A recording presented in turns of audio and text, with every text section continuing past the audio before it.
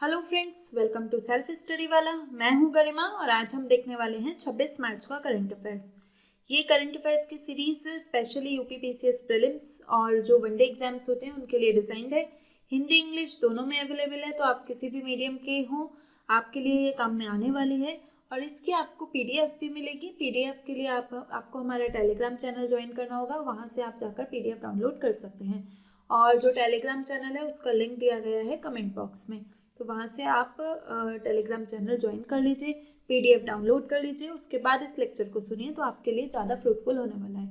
ठीक है, तो चलिए देखते हैं आज का हमारा पहला टॉपिक है कि ईरान ने ऐसा कहा जा रहा है कि ईरान ने 2 इंटरमीडिएट रेंज बैलिस्टिक मिसाइल्स जो हैं वो यूएस का जो मिलिट्री बेस है ना, यूएस यूके का जॉइंट मिलिट्री बेस है डिएगो गार्सिया में, तो वहाँ पर उसने अटैक किया है। ठीक है, हालांकि दोनों में से कोई भी मिसाइल डिएगो गार्सिया तक पहुंच नहीं पाई। जो पहली मिसाइल थी वो तो रास्ते में ही खराब हो गई थी, फेल हो गई थी। और जो दूसरी मिसाइल है उसको जो अमेरिका का एक नेवी वारशिप है उसने एक काउंटर मिसाइल भेजकर इंटरसेप्ट कर दिया। ठीक है, मतलब उसे रोक लिया, हवा में ही नष्ट कर दिया। ठीक, हमारे काम का क्या है ना, हमारे काम का है डिएगो गार्सिया। डिएगो गार्सिया क्यों इम्पोर्टेंट है? क्योंकि पहले ना ये इस पे पहले भी अमेरिकी राष्ट्रपति ने टिप्पणी की थी, तो आई थिंक हमने लास्ट मंथ का जो करंट अफेयर्स था उसमें इसे कवर किया था।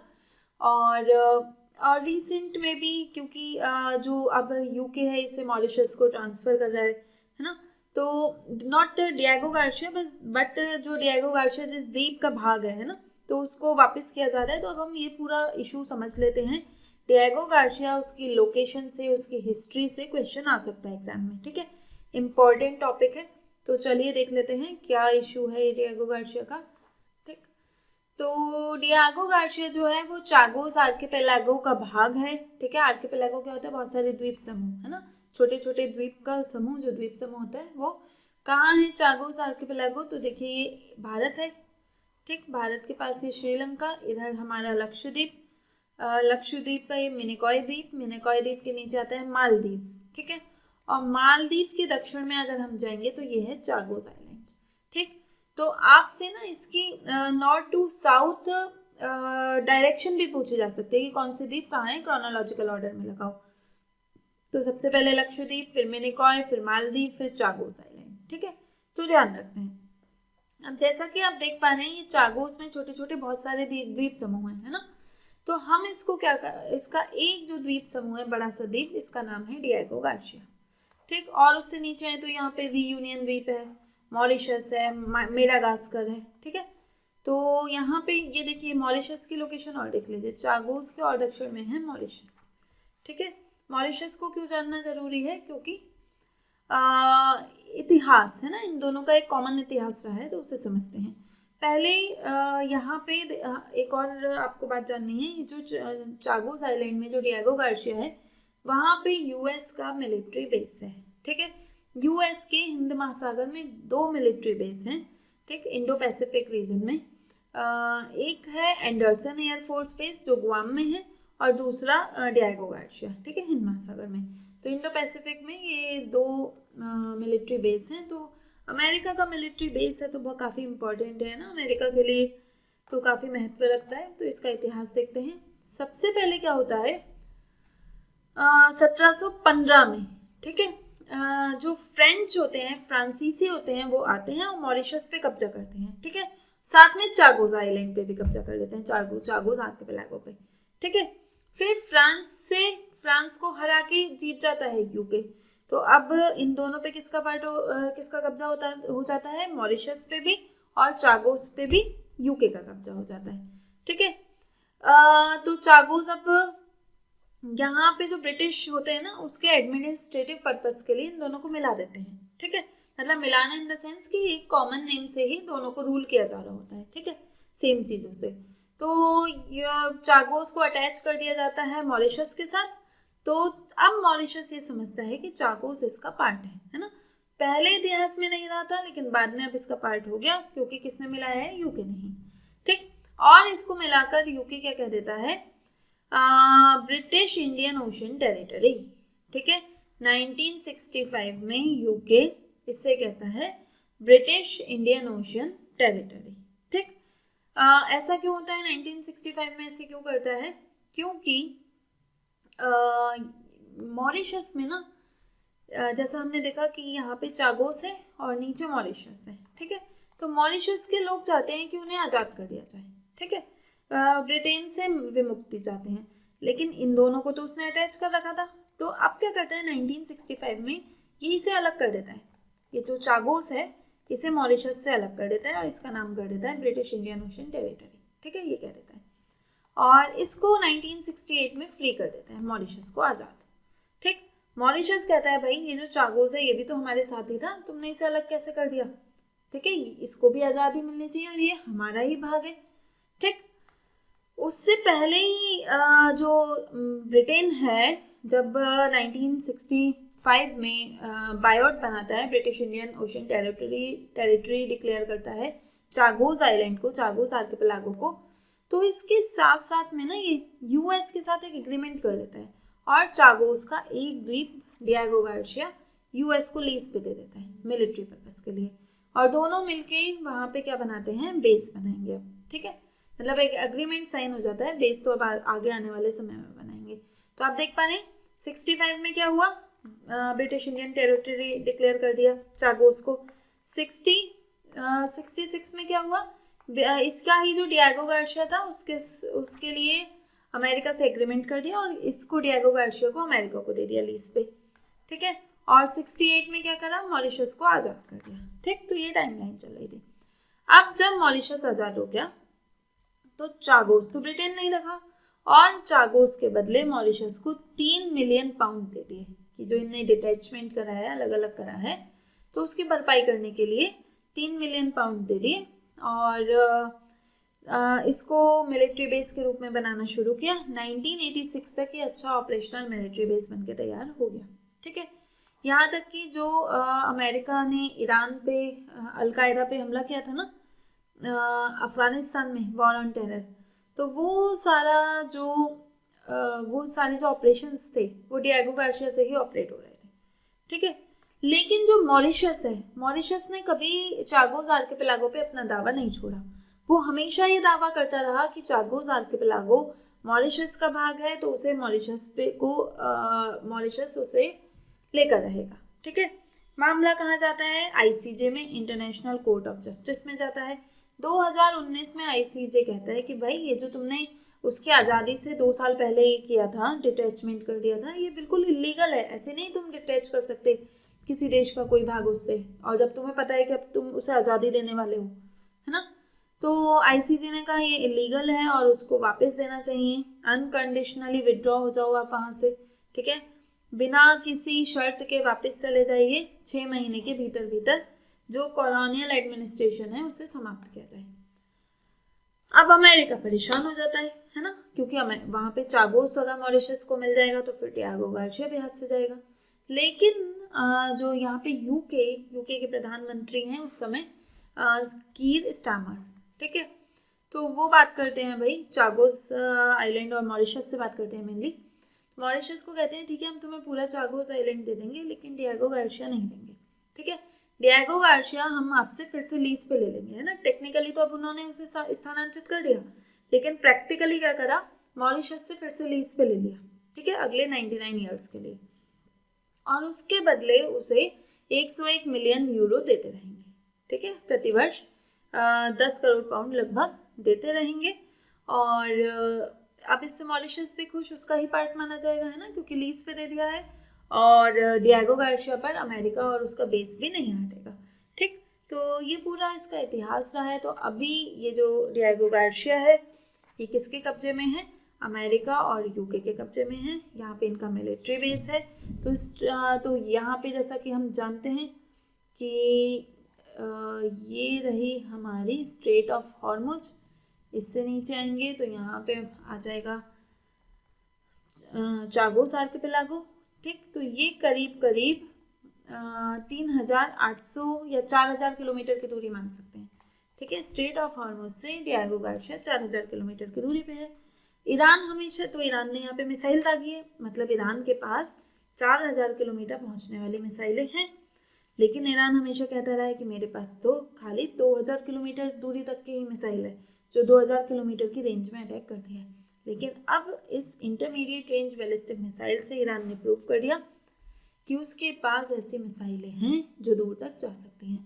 अब इससे जो टेंशन हो गई है वो हो गई है यूरोपियन देशों को, ठीक है, क्योंकि जो भी बड़े यूरोपियन देश हैं, फ्रांस है, इटली है, जर्मनी है, उन सब की राजधानियाँ पेरिस, बर्लिन, रोम, जो बड़े बड़े कैपिटल्स हैं, बड़े बड़े सिटीज़ हैं, अब वो सब इन मिसाइलों के दायरे में आ गए, ठीक है। तो यूरोपियन देशों में अपनी सुरक्षा को लेकर थोड़ी सी चिंता व्याप्त हो गई है। क्वेश्चन क्या आ सकता है? क्वेश्चन आ सकता है कि डिएगो गार्सिया के संबंध में निम्न कथनों पर विचार करिए। यह इंडियन ओशन में है, हिंद महासागर में है, सही बात है। चागोस आर्किपेलागो का भाग है, सही बात है। और यूएस यूके का मिलिट्री बेस है, ये भी सही है। तो आंसर के तीनों स्टेटमेंट ठीक है, आंसर बनेगा 1, 2 एंड 3। और क्या पूछा जा सकता है कि which of the following statements correctly reflect the 2025 UK Mauritius Agreement on Chagos Island, है ना? कौन सा कथन ये एग्रीमेंट को ठीक से दर्शाता है? ब्रिटेन ने डिएगो गार्सिया का नियंत्रण स्थायी रूप से मॉरिशस को ले दिया, हमने देखा नहीं, ऐसा नहीं किया है ना। डिएगो गार्सिया को एक निश्चित अवधि के लिए ब्रिटेन को लीज पर वापस दे दिया गया, ठीक है ना, 99 ईयर्स के लिए ऐसा हुआ है। अमेरिका ने पूरी सैन्य उपस्थिति वापस ले ली, नहीं, अमेरिका का बेस अभी भी है। आईसीजे ने ब्रिटेन पर बाध्यकारी प्रतिबंध लगाए हैं, कुछ सैंक्शंस लगाए हैं, नहीं, ठीक है। तो आंसर क्या बनेगा? बी। नेक्स्ट टॉपिक है हमारा गौ टेक एग्जीबिशन, ठीक है। एक एग्जीबिशन लगी है ग्लोबल एक्सपो एंड समिट, ठीक, 20 से लेकर 30 मार्च को आयोजित हुई है। कहाँ पे? महाराष्ट्र में पुणे में है एक एग्रीकल्चर कॉलेज ग्राउंड, ठीक, तो वहाँ पे इसका आयोजन हुआ है। इससे पहले भी एक बार आयोजित हो चुकी है राजकोट में, है ना। ये इसका दूसरा एडिशन था। कौन आयोजित करता है, मतलब किसने आयोजित किया है? महाराष्ट्र का गौ सेवा कमीशन है, उसने global confederation of cow based industry, ठीक है, इसके साथ मिलकर ऑर्गेनाइज किया है। नेतृत्व किसने किया? डॉक्टर वल्लभ भाई कटारिया ने, ठीक है, राष्ट्रीय कामधेनु आयोग के फाउंडर रह चुके हैं। यहाँ अभी तक जो चीजें बताई वो काम की नहीं है ना, काम की नहीं है। अब आगे आपका मतलब एक कॉन्सेप्ट आपको पता होना चाहिए ना कि इस तरह की प्रदर्शनी लगाई जानी है, क्या काम करेंगे, ठीक है, तो वो समझते हैं। विजन क्या है इसका? देखिए, अभी जो गौशालाएं है ना, गौशाला कैसे चलती है? दान पे चलती है, ठीक है, लोग दान देने आते हैं, दान के पैसे से गौशाला चलती है। लेकिन जो गौ है, गाय है, वो अपने आप में एक बिजनेस है ना। वो उसे हम चाहें तो उसके जो प्रोडक्ट्स हैं उनको बेच के अच्छा मुनाफा कमाते हैं लोग, है ना। तो क्या हम गौशालाओं को उनके प्रोडक्ट से संचालित नहीं कर सकते, है ना।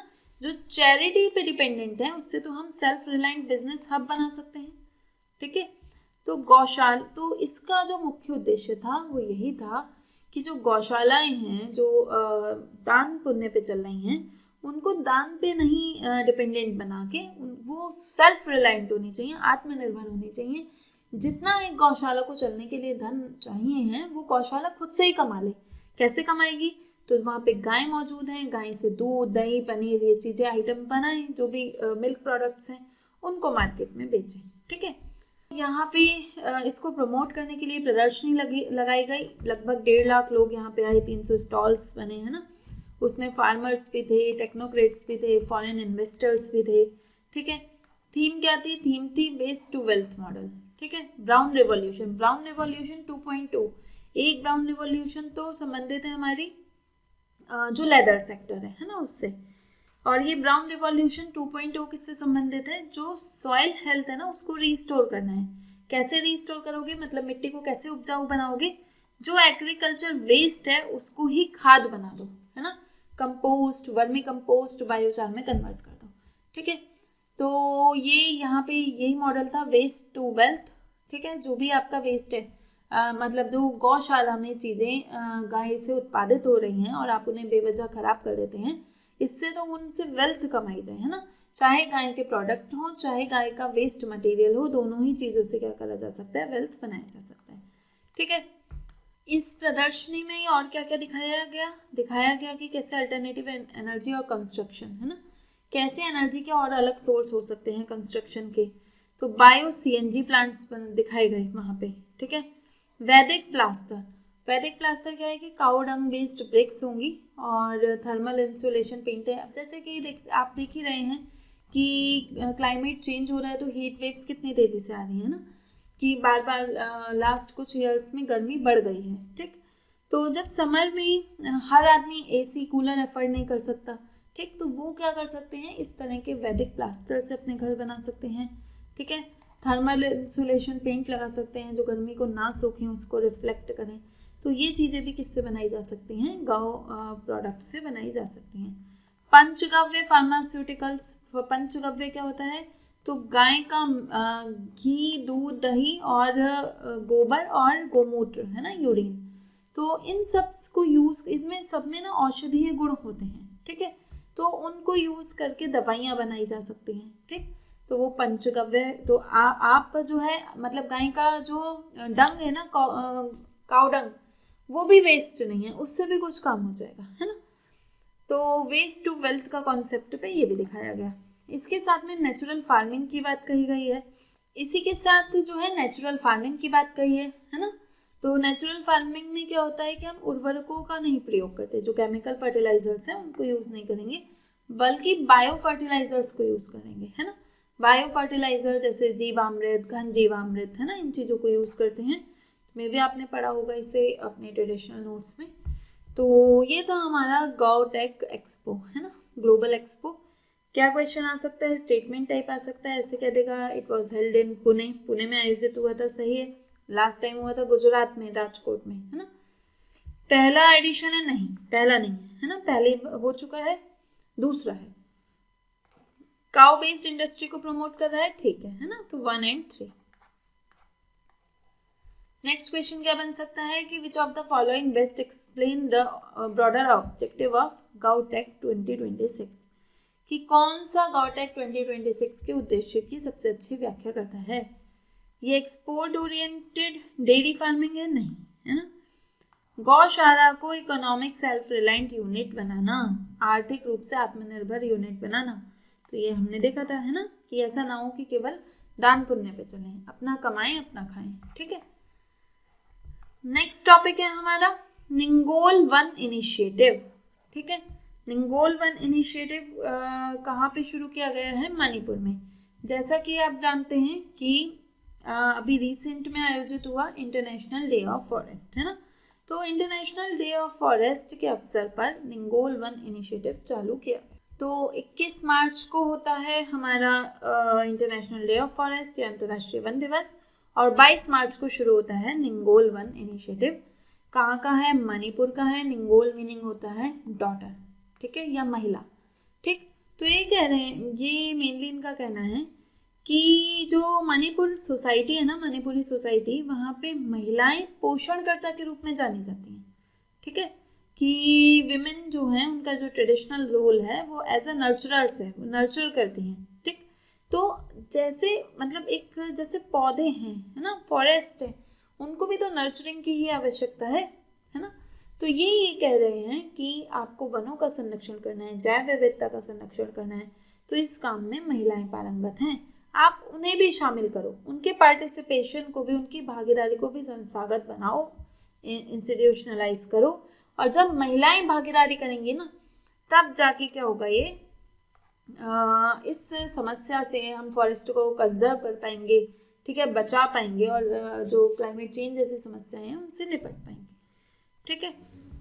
और मोटो क्या रहा इसका, आदर्श वाक्य क्या था, empowering the daughters of the soil, ठीक, कि जो मिट्टी की बेटियां हैं उनको सशक्त बनाओ, तभी आप मिट्टी को बचा सकते हैं, ठीक है। तो ज़्यादा काम का नहीं, आपको बस थोड़ी सी थीम आइडिया होना चाहिए कि ये महिलाओं को की भागीदारी के लिए कहता है और मणिपुर से संबंधित है ना, ये 2 चीज़ें काम की हैं बस, ठीक। क्या क्या क्या क्वेश्चन में आ सकता है, लॉन्च्ड इन मणिपुर, ठीक है। विमेन लेड फॉरेस्ट कंजर्वेशन को कहता है, ठीक है।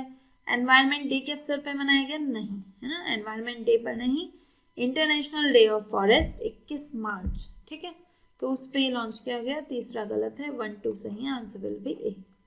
नेक्स्ट है Mekong Ganga corporation Asian traditional textile museum, ठीक है। नाम से ही पता चल रहा है कि टेक्सटाइल म्यूजियम है। ठीक, कहाँ पे है, किसके लिए है, तो Mekong Ganga corporation Asian traditional textile museum. तो इसे समझते हैं। सबसे पहले तो ये कंबोडिया में है, सियम रीप में।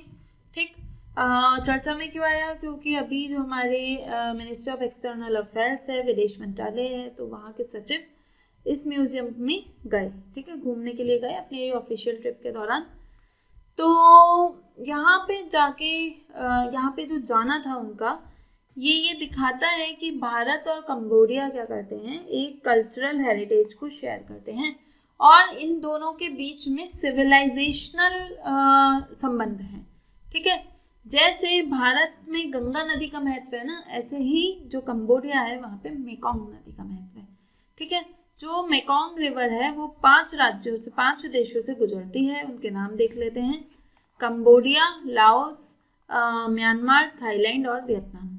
ठीक है, तो ये 5 देश इस नदी के किनारे बसे हुए हैं। गंगा के किनारे बसा है इंडिया। तो इंडिया और इन 5 देशों ने, मतलब टोटल 6 देशों ने मिला के लॉन्च कर रखा है मेकॉन्ग गंगा इनिशिएटिव या मेकॉन्ग गंगा कॉर्पोरेशन इनिशिएटिव। ठीक है, कि दोनों देशों की जो सभ्यता है, जो सिविलाइजेशन है वो साझी है। आप भी देखें, जैसे इंडिया में गंगा सिर्फ रिवर नहीं है ना, खाली गंगा के लिए ये नहीं है कि वो हमें जल प्रोवाइड कराएगी, है ना, ऐसा नहीं है। गंगा को माँ का दर्जा दिया गया है। ठीक है, हमारी पूरी सभ्यता गंगा के किनारे बसी है। गंगा के लिए स्पेशल फेस्टिवल्स हैं, एक कुंभ का मेला आयोजित कराया जाता है ना। तो बहुत सारी चीजें हैं ऐसी जो जीवन का भाग है। आप देखेंगे कि रोज सुबह में जब घर में पूजा होती है तो गंगा जल से सभी भगवानों को स्नान कराया जाता है ना, या कुछ अच्छा होता है तो घर में गंगा जल को छिड़का जाता है। ठीक है, तो ये सारी जो चीजें हैं ये दिखाती हैं कि गंगा जल केवल एक वाटर नहीं है ना, जो एक वाटर H2O ये नहीं है, बल्कि एक सभ्यता उस पूरी जो है वो उस पर विकसित हुई है। सेम ऐसा ही रोल मेकॉन्ग रिवर का है। ठीक है, तो इन दोनों के लिए मतलब ये 6 के 6 देश ऐसे काफ़ी काम करते हैं। तो मतलब अपने कॉपरेशन को बढ़ाने के लिए, अपने जो सहभागिता है उसको बढ़ाने के लिए, तो उनमें से ही एक जो भाग है, एक जो एग्जाम्पल है वो है टेक्सटाइल म्यूजियम। ठीक, तो ये टेक्सटाइल म्यूजियम कहाँ पे बना है, कंबोडिया नाम ध्यान रखना है, ऐसा एकमात्र म्यूजियम है। ठीक, और क्या होगा इस म्यूजियम में, तो टेक्सटाइल से जुड़ी हुई चीज़ें होंगी, कपड़े से जुड़ी हुई है ना, जो कपड़े होते हैं जैसे बुनाई। ठीक है, तो बुनाई के अलग अलग पैटर्न, डाई उनको रंगने के अलग अलग पैटर्न। ठीक है, तो ऐसी चीज़ें होंगी वहाँ पे। जैसे अगर आप भारत की बात करें तो अलग अलग क्षेत्र में अलग अलग बुनाई की टेक्निक है ना, कैसे बुनना है वस्त्रों को। ठीक, तो वो सारी चीज़ें वहाँ पे रखी हुई होंगी। ठीक है, क्या क्वेश्चन पूछा जा सकता है कि मेकॉन्ग गंगा कॉर्पोरेशन का प्राथमिक लक्ष्य क्या है, सैन्य सहयोग को बढ़ावा देना नहीं, सदस्य देशों के बीच सांस्कृतिक आर्थिक संबंधों को बढ़ाना, है ना, ये एक हो सकता है। और देख लेते हैं, नदी जल बंटवारे को विनियमित करना नहीं, नदी बंटवारे से संबंधित नहीं है, परमाणु ऊर्जा नहीं। ठीक है, तो आंसर बनेगा B, enhance cultural and economical ties between members country. ठीक है, नेक्स्ट टॉपिक देख लेते हैं। नेक्स्ट टॉपिक है हमारा कि जो यात्रीगण हैं, ट्रैवलर्स हैं, उनके लिए फ्लाइट में योगा की तैयारी की जा रही है। ठीक है, आपने देखा होगा कि जो बड़ी फ्लाइट्स होती है ना, जो दूर जाने वाली है, जैसे अमेरिका जा रही है कोई फ्लाइट, यूरोप जा रही है।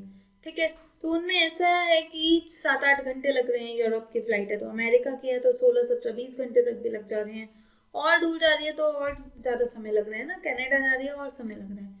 तो ऐसे में क्या हो रहा है, अगर कोई व्यक्ति 20 घंटे तक उस फ्लाइट में बैठा है, ठीक है, तो बैठे बैठे उसकी बॉडी परेशान हो जाती है, उसका माइंड स्ट्रेस में आ जाता है और वो अच्छा फील नहीं करता। तो आयुष मंत्रालय ने इस पे संज्ञान लिया और कहा कि भाई योगा ब्रेक कर सकते हैं हम। ठीक है, तो उसमें कुछ चेयर्स लगाई जाएंगी, चेयर योगा मॉड्यूल्स होंगे। ठीक, कि 5-10 मिनट एक चेयर पे बैठकर योगा कर लो आराम से, और एक एंटरटेनमेंट टाइप का होगा। ठीक, स्ट्रेस कंट्रोल हो पाएगा। ठीक है, एक होता है कि जैसे डीप वेन थ्रोम्बोसिस, ठीक है, डीवीटी, तो जब लंबे समय तक आप एक ही पोस्चर में बैठे हुए हैं ना, तो शरीर में जो रक्त जमाव है वो मतलब रक्त का फ्लो अच्छे से नहीं हो रहा है, ठीक। तो इन तरह की समस्याओं से बचने के लिए कहा कि भाई अब आप बैठे बैठे क्या करेंगे, योगा कर सकते हैं फ्लाइट में, ठीक है। क्या क्या फायदे हैं इसके, एक तो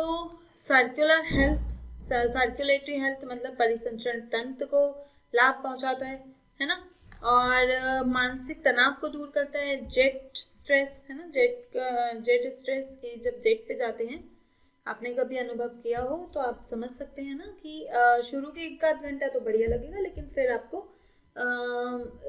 थोड़ा सा एंजाइटी होने लगेगी, ठीक है। मतलब सबके केसेस में नहीं है, तो उस मेंटल स्थिति को नियंत्रित करने के लिए भी योगा काम में आ सकता है। और फिर जॉइंट्स की मोबिलिटी, ठीक है, जो जोड़े हैं, वो पैर हैं, वो सूज जाते हैं, ठीक, उन चीज़ों पे भी ये काम करेगा, ठीक है। तो योगा शरीर और मन दोनों को स्वस्थ रखने में एक महत्वपूर्ण भूमिका निभाता है। तो यहाँ क्वेश्चन पूछा जा सकता है कि why break at flight, why यहाँ पे योगा को डिनोट करना है, ठीक है। तो योगा ब्रेक एट फ्लाइट आ जाएगा, किससे संबंधित है, तो चेयर योगा से, ठीक।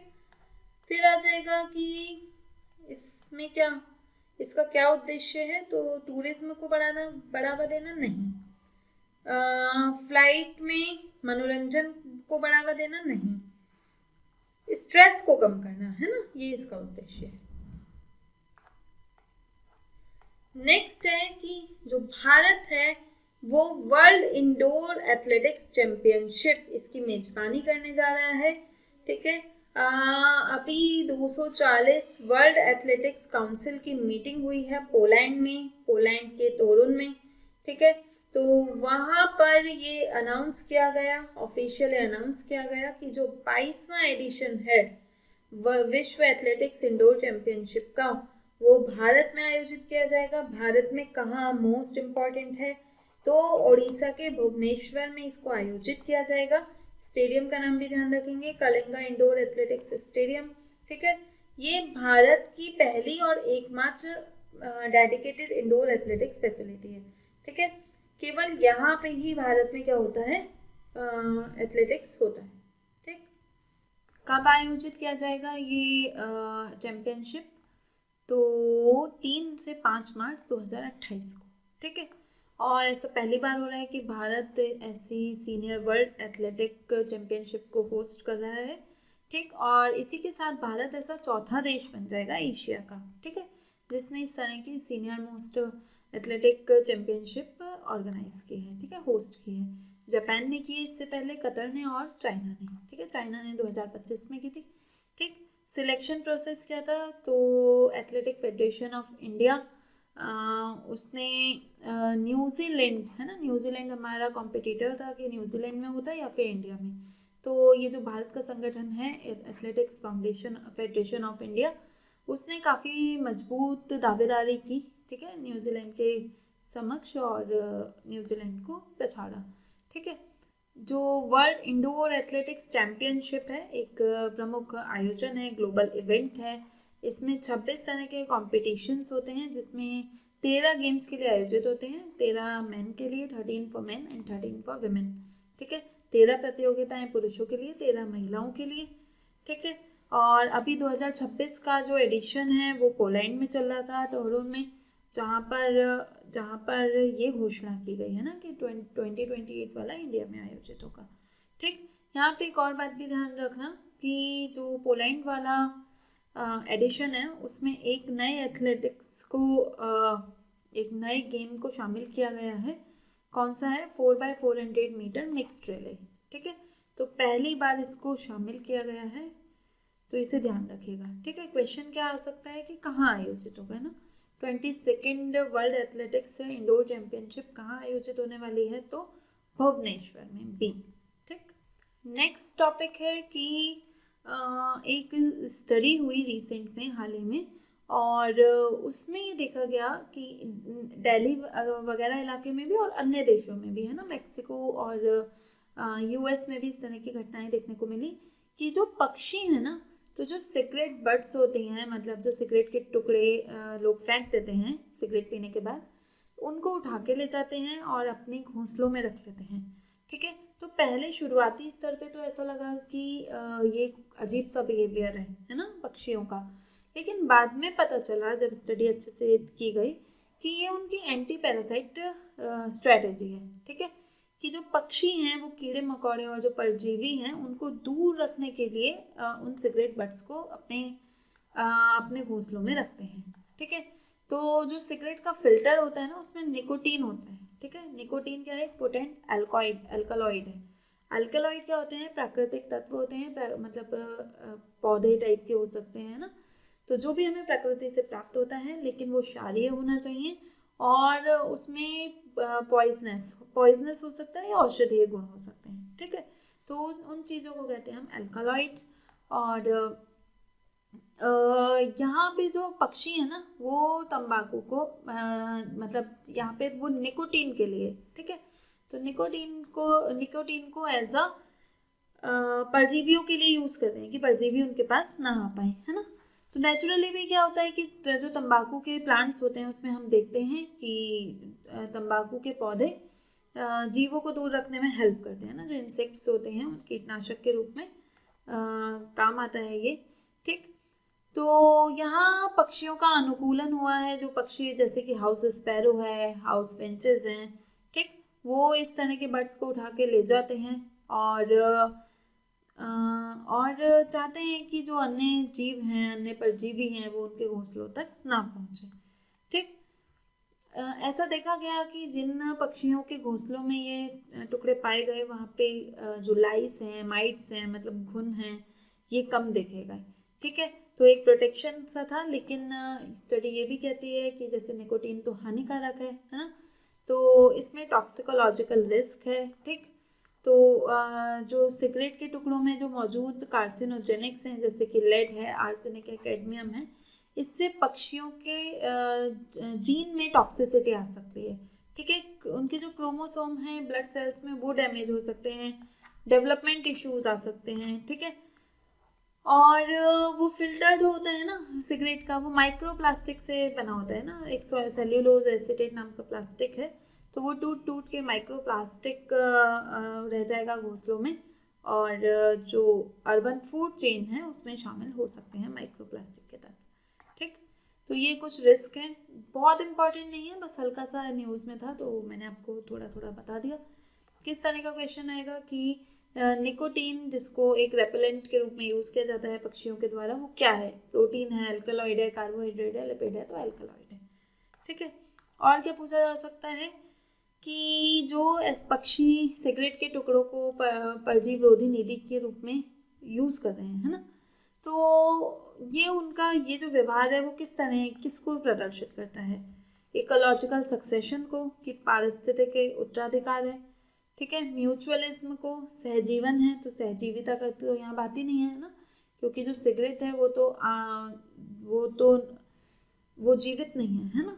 बिहेवियरल अडॉप्टेशन, व्यवहारात्मक अनुकूलन, है ना, बिहेवियर को शो कर रहा है ये उनके। ठीक है, तो ये नहीं है, ये नहीं है, आंसर बनेगा बिहेवियरल अडॉप्टेशन। ठीक है, नेक्स्ट टॉपिक है आज का हमारा कि एक बुक रिलीज हुई है करुणा, मोस्ट इम्पॉर्टेंट है, एग्जाम में आने के बहुत बहुत चांसेस हैं। ठीक है, करुणा द पावर ऑफ कंपैशन। ठीक है, इस पुस्तक के लेखक हैं नोबेल पुरस्कार विजेता कैलाश सत्यार्थी। ठीक है, ये बुक रिलीज हुई है नई दिल्ली में, इससे पहले भी इसका इनिशियल लॉन्च हुआ था जयपुर में।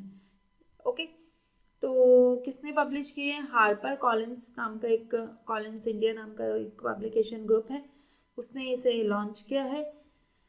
इसकी थीम क्या है ना, ये मोस्ट इम्पॉर्टेंट है। देखिए, ऐसा कहा जाता है कि जो करुणा है ना वो एक सॉफ्ट इमोशन है। ठीक है, जैसे आप समझते हैं इवन जो पेट्रियार्की है ना उसको सेट करने में भी इसका एक काफ़ी योगदान है।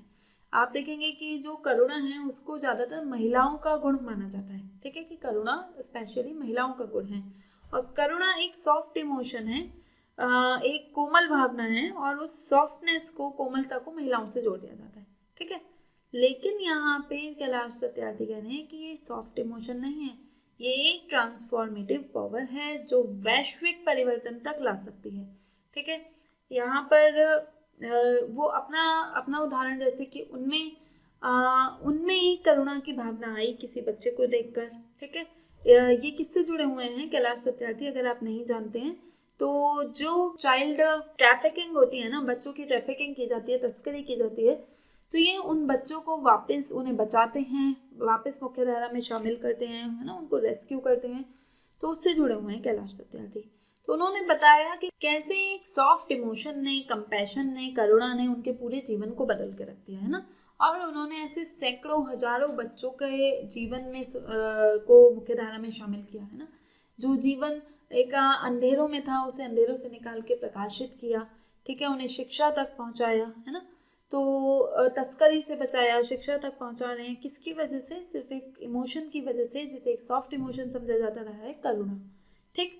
इवन यहाँ तक कि उन्होंने कहा कि जैसे इंटेलिजेंट क्वेश्चन होता है, इमोशनल क्वेश्चन होता है, ऐसे ही एक कंपैशन क्वेश्चन भी होना चाहिए, ठीक है। उन्होंने इसकी अवधारणा प्रस्तुत की और कहा कि इसको मापा जा सकता है और किसी व्यक्ति में, ऑर्गेनाइजेशन में इसे अगर कंपैशन क्वेश्चन कम है तो उसको बढ़ाया भी जा सकता है, ठीक।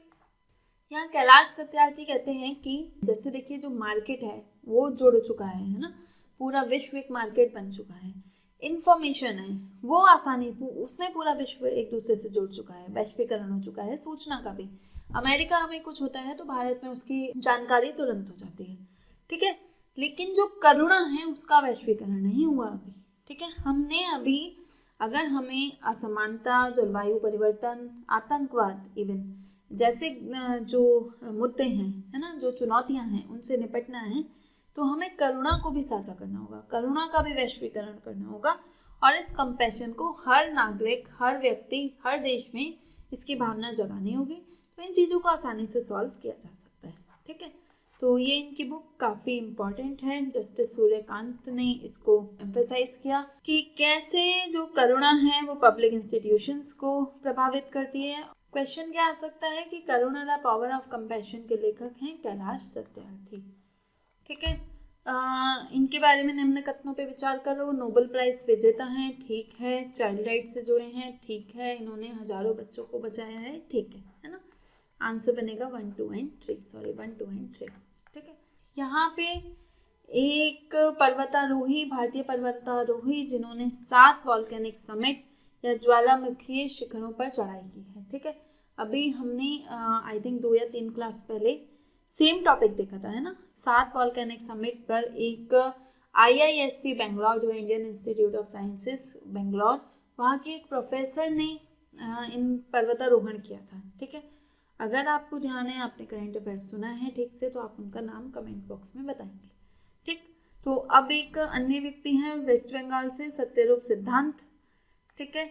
उन्होंने इन 7 समिट्स को, जो 7 हमारे जो कॉन्टिनेंट्स हैं, ठीक है, महाद्वीप हैं, उनकी जो सबसे बड़ी ज्वालामुखी शिखर हैं उन पर उनका पर्वतारोहण किया, 7 का।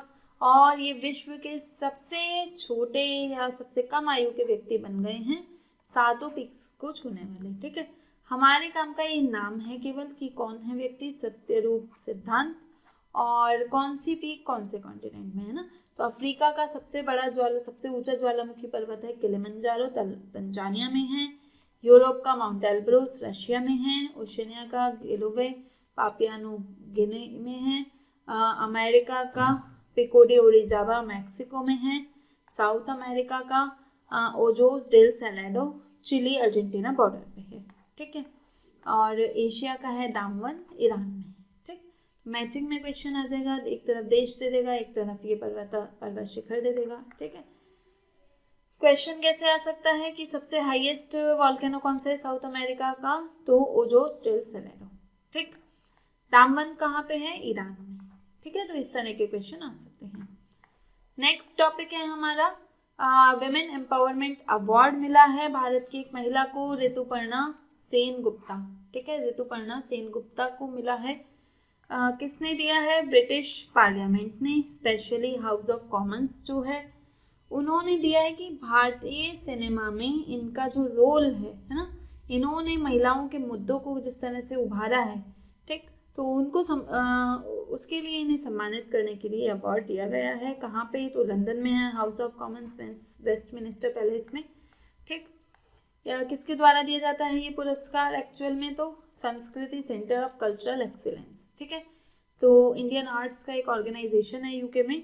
थीम क्या है? तो इस सेरेमनी में जो इंस्पिरेशनल विमेन हैं जिन्होंने कल्चर और सोशल रिफॉर्म के बीच में जो एक खाई थी उसको पाटने का काम किया है ना, कि कल्चर तो अलग है, सोशल रिफॉर्म अलग है। ठीक है, तो इन्होंने अपनी मूवीज़ के द्वारा, है ना, तो जो कल्चर था उसको दिखाया और धीरे धीरे उसमें परिवर्तन लाने का प्रयास किया।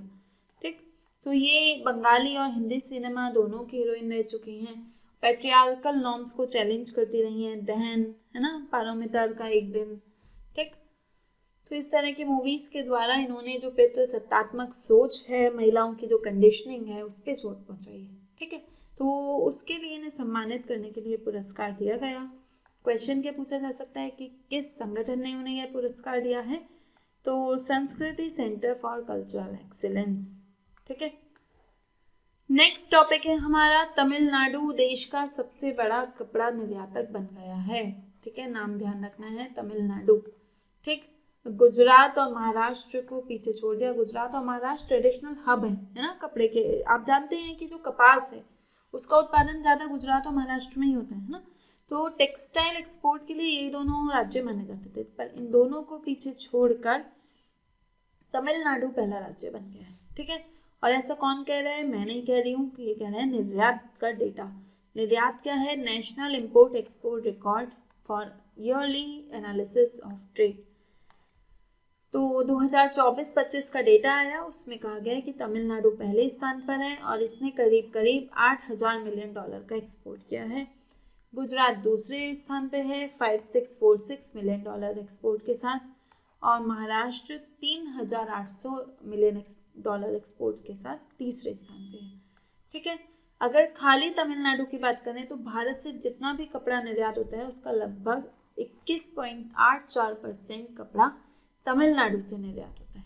ठीक है, तो आपसे पूछ लेगा कि तमिलनाडु में ये क्लस्टर कौन से हैं, तमिलनाडु में कौन से केंद्र हैं जहाँ पे कपड़ा उत्पादन होता है ना, तभी तो निर्यात होगा। तो आपको एक नाम, ये मोस्ट इम्पॉर्टेंट नेम है, ठीक, पूछा जा सकता है, तिरुपुर।